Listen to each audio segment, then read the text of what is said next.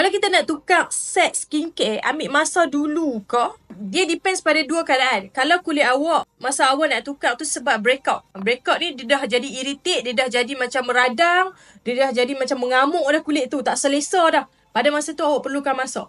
Sekurang-kurangnya bagi masa 1 ke 3 minggu saja. Kalau kulit awak betul-betul kritikal disebabkan awak salah pakai produk timbang kilo, pada masa tu awak bagilah lebih sikit masa 1 ke 2 bulan macam tu. Lepas tu barulah awak try produk baru. Pastikan next untuk awak try produk baru tu adalah produk tu dia hanya sifat dia memenuhi keperluan kulit saja. Maksudnya dia cuci muka dengan cara yang gentle. Lepas tu dia hanya restore kelembapan pada kulit. Itu pun dah cukup. Jangan pakai treatment lagi pada masa tu. Itu satu kalau kulit awak tengah ada isu. Kalau tengah ada isu, awak kena bagi masa kejap sebelum nak try produk baru. Tapi kalau kulit awak ni tak ada isu pun, awak just memang pakai produk ni, dia tak bagi bad reaction. Tapi sekarang ni saya nak tukar sebab dia tak berkesan. So saya macam dah fed up, dia tak berkesan. So adakah saya perlu tunggu masa untuk pakai next produk? Jawapan dia tak.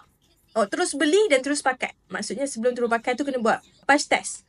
Tengok ada apa-apa bad reaction tak dekat patch test tu. Kalau tak ada, approve, pakai kat muka. Pakai kat muka still tengok reaction kulit. Jangan pakai kat muka tengok, dah patch test tak ada bad reaction, pakai kat muka, mesti dia berkesan ni. Tak. Tetap kena tengok reaction kulit juga. Cuma dia tak terlalu macam ketat sangat macam kita buat patch test tadi. Macam tu cara dia.